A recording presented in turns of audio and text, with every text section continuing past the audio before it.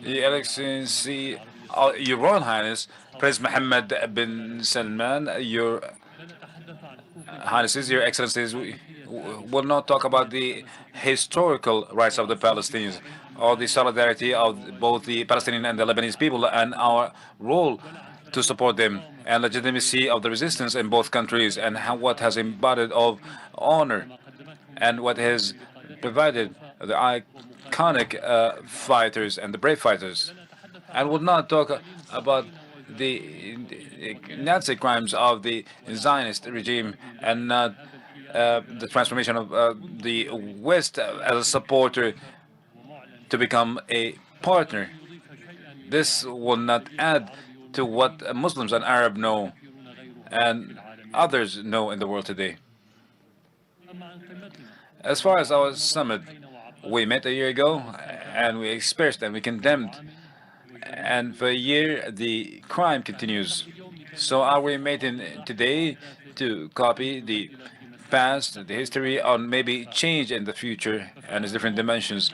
Last year, we emphasized on purpose of ending the aggression and the protection of the Palestinians, and the result was tens of thousands of martyrs and millions of displaced people in both Lebanon and Palestine. In the year 2002, the Arabs started a peace initiative, and the response was more massacres against the Palestinians. In the year 91, we also entered into the good intentions of America by participating in the peace process in Madrid. Peace was provoking their crimes. And this is not a mistake on our directives, but maybe a shortcoming in preparing the appropriate tools. Our tool is the talk, and their language is the killing. We provide peace, and we receive bloodshed. The results staying as is to replace the tools, but changing these results, and that's what we all aim for, require changing the current tools and mechanisms that was tried over time with no avail. If we agree about the principles, how can we transform it into practical application on the ground to achieve our objectives, to determine the tools available to achieve that peace and the targeted entities that will lead turning talk into action and from agreements and statements to reality. And maybe the objectives when we talk about the rights of the Palestinian people might be evident to us, but what's the benefit from these rights? And they don't have even the basic rights of a living.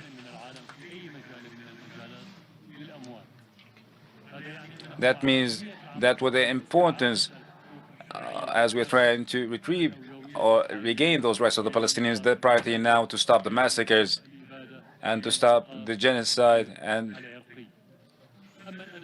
But the tools, I believe that we do possess it collectively on official level, Arabs and Muslims, peoples and countries. We need to take a decision of the use of the tools if the Israel did not agree in our statements, and this is what I expected, and to determine our options then.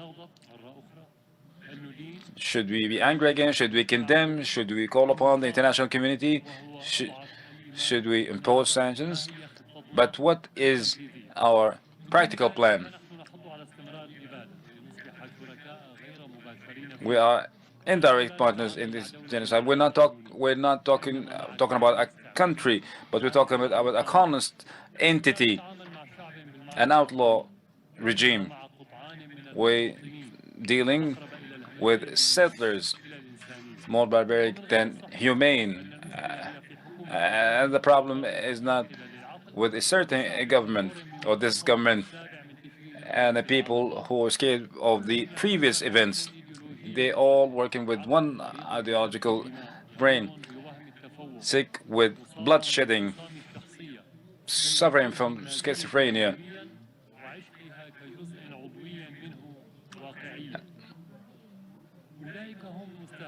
Those who we target in our meeting today, and they are the ones posing this problem, and this problem determines the mean, and the mean will be the essential for the success.